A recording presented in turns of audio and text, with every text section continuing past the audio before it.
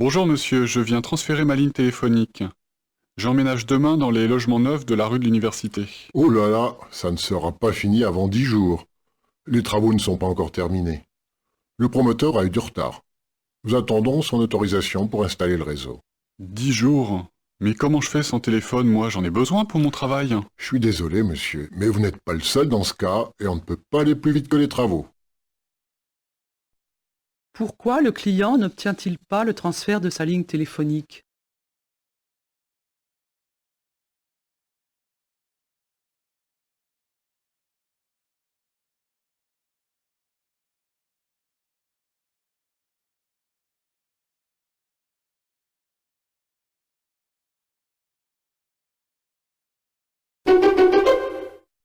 Être éco-éducateur, c'est être à cheval entre l'éducateur et le pédagogue, puisqu'on va sensibiliser le public aux problématiques environnementales, mais en même temps, expliquer ces problématiques, et puis les solutions qui sont actuellement préconisées. La plupart du temps, on accueille un public d'enfants ou de scolaires ou de centres de loisirs. Mais en vérité, on touche tous les publics, puisqu'on est ouvert le week-end. Néanmoins, notre journée ne se cantonne pas à ça. On a aussi le montage de tous les projets, d'événementiels ou d'animations futures, qui nécessitent de créer des supports, d'élaborer des déroulements pédagogiques. Ici, au Clos des Blancs-Manteaux, notre entrée thématique, c'est l'écologie au quotidien, les éco-gestes, les astuces qu'on peut mettre en place dans notre vie de tous les jours pour participer à la préservation de la planète. Que propose le site dans lequel cet intervenant travaille?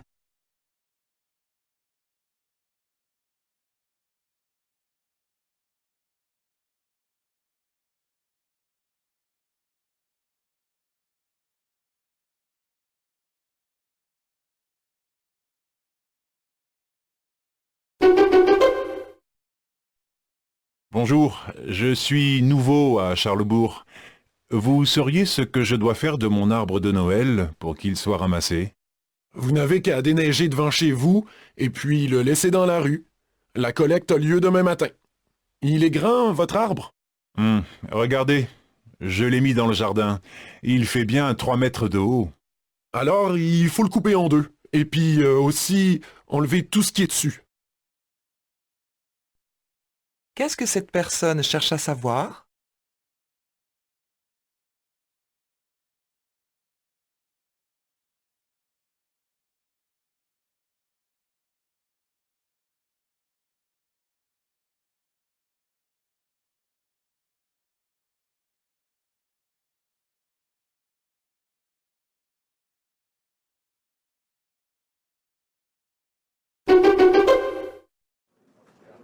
Bonjour monsieur, j'ai vu votre annonce.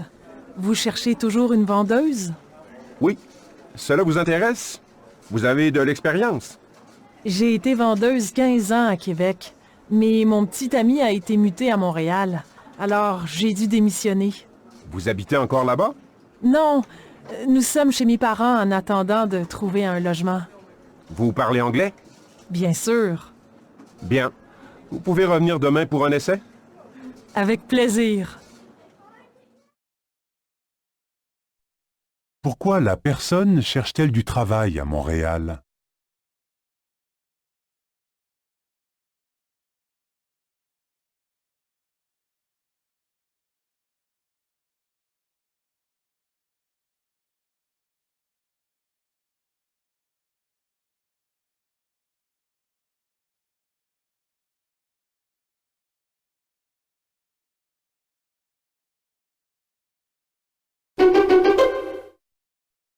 Gros plan sur les Français qui partent pour réussir. Oui, tous ces Français que l'on dit nuls en anglais, eh bien ils n'ont plus peur de partir à la conquête du monde.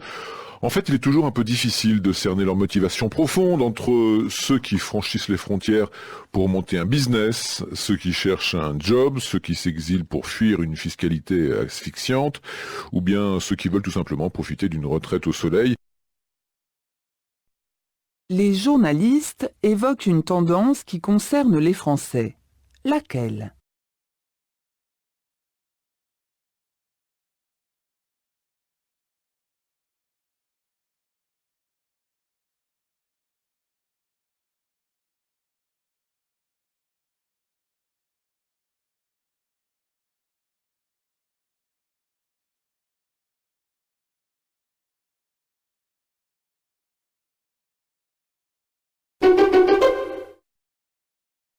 À mes côtés cette semaine, une philosophe, essayiste et romancière, née à Paris, grande voyageuse passionnée d'Afrique, férue de politique et d'opéra et qui publie ces jours-ci ses mémoires.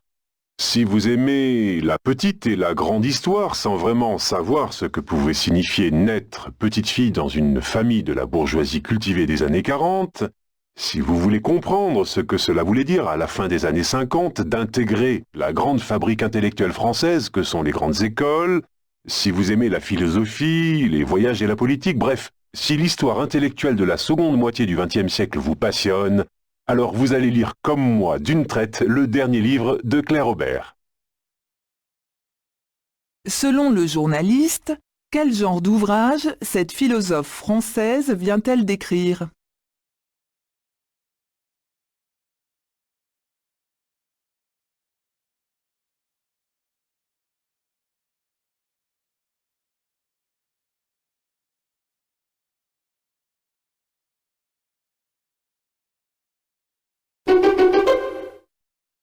Salut Géraldine, ça va? Non, pas trop.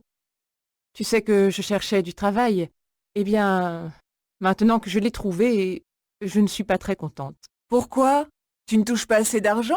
Non, c'est que 2 fois par semaine, je commence à 6 heures du matin et à 1 heure de chez moi en plus. Oh, c'est tôt! Et comment tu vas faire pour les enfants? Oh, Gilles va s'en occuper. Mais moi, imagine, je ne sais pas comment je vais faire pour récupérer. Tu vas dormir les week-ends? De quoi se plaint Géraldine?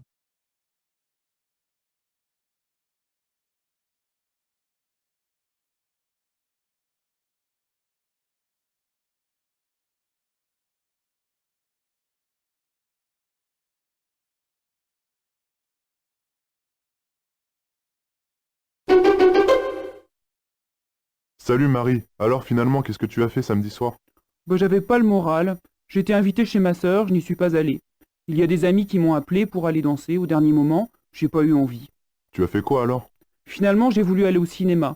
La séance était annulée pour raisons techniques, alors je suis rentré, je me suis couché. Si j'avais su, je serais venu te chercher. On est allé jouer au bowling, on a passé une super soirée. Comment la jeune fille a-t-elle passé sa soirée?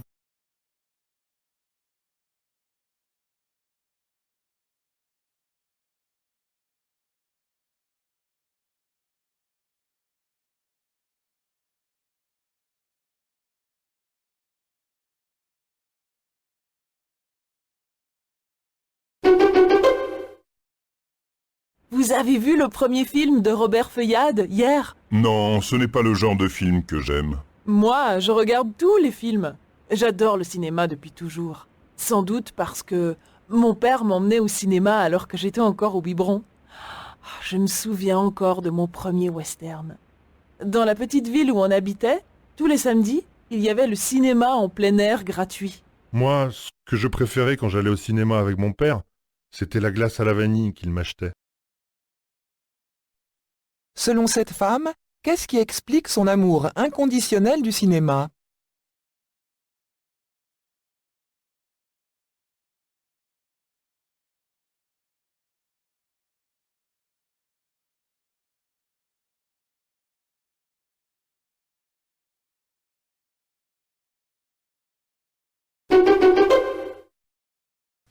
L'effet sur l'apprentissage est faible, mais les notes ont d'autres fonctions.